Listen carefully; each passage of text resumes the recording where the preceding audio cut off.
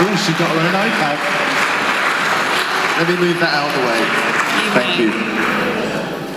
Okay, do I need anything? Oh. No. Right, hi everyone.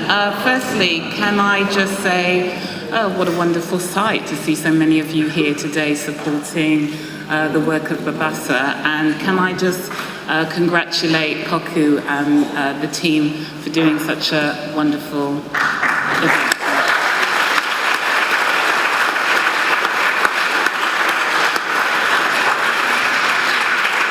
So we're here to change the futures of 300 or more young people from both, I would say, inner city communities, as well as those young people living on the outer estates. And it's a conversation that myself and Poku have been having, and kind of will extend that.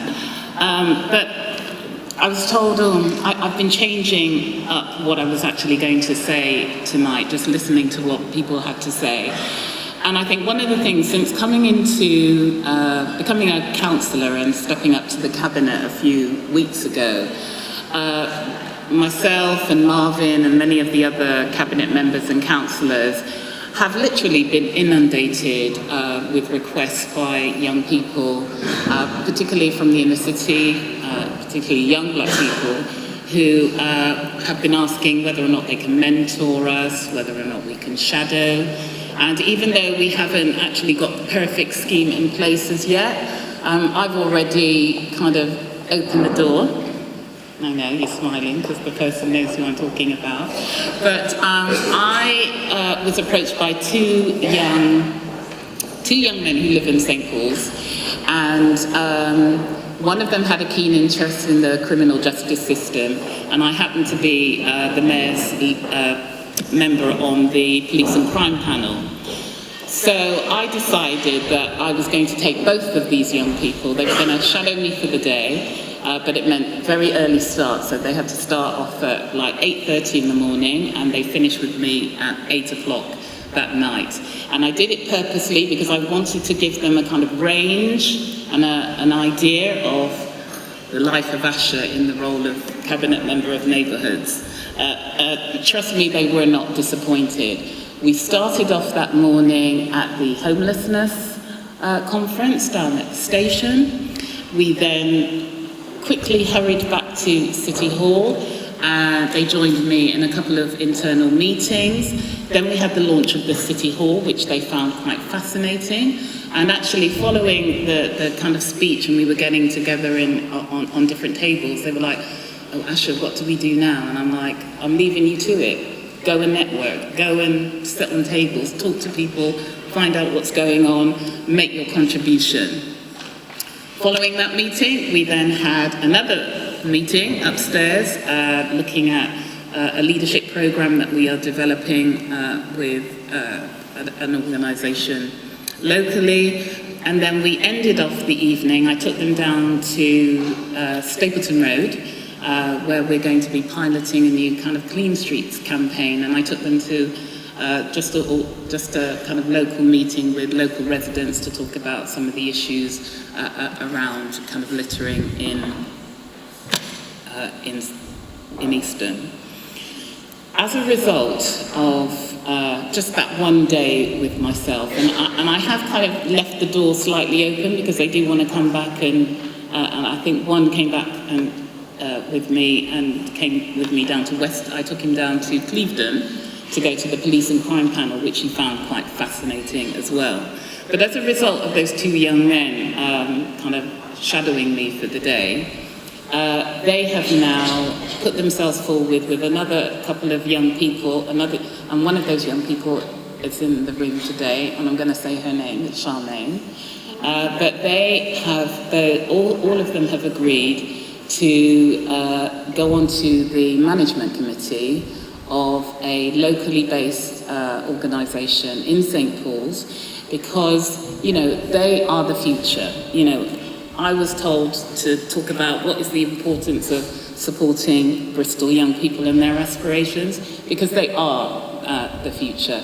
You know, I have three daughters, and they aspire to greatness. because I've never given them any room other than to aspire to greatness. Okay? You know, they've got Asher as their mother, so, hey.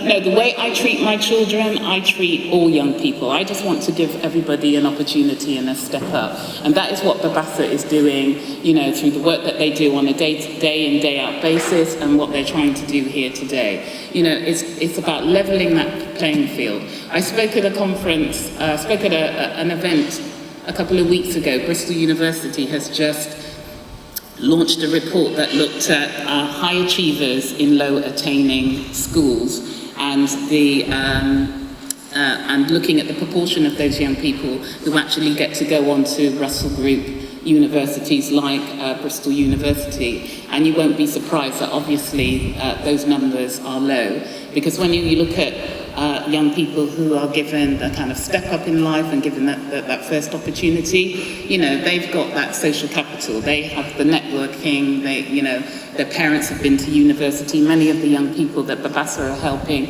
they may, for the first time, they may have never had any families have gone to university. They may be kind of first-time graduates themselves. We've heard the story of Cameron, and it's no different from a whole range of other young people in this city, both black and white. So, you know, it's important that we do something, because I expect those young people to be sitting where you're sitting here today in the next 10, 20 years. You know, I look at young people and see them as potentially the future leaders here in this city. So I'm going to do everything I can to support Babassa through their Changing 300 Futures, and also through the work that we're doing here in the local authority. And just to tell you quickly what we're doing here to kind of support the types of initiative that Babassa are doing, we have just recently decided to sign up as a ban-the-box employer. Many of the young people who go through Babassa may have criminal convictions for whatever reason. Ban the box means that we will consider, the local authority will now consider candidates suitable on the basis of their skills, their experience, and their interest in the job, and not based on the convictions that they have, until we are at a point where we are either going to offer them the job, and depending on the kind of job that, you know, obviously if it's with children or adult social care, we would have to kind of follow through. But I know that many people don't apply to work here at the local authority because of, you know, their background. So we've decided to become a ban-the-box employer. We are currently recruiting on our apprenticeship scheme, and we have, I have a target. I haven't told the officers yet, but I have a target of ensuring that up to 50% of those young people that we recruit into our apprenticeship scheme are from black and minority ethnic communities, because we need to kind of drive the diversity agenda here in the local authority, because we are lacking.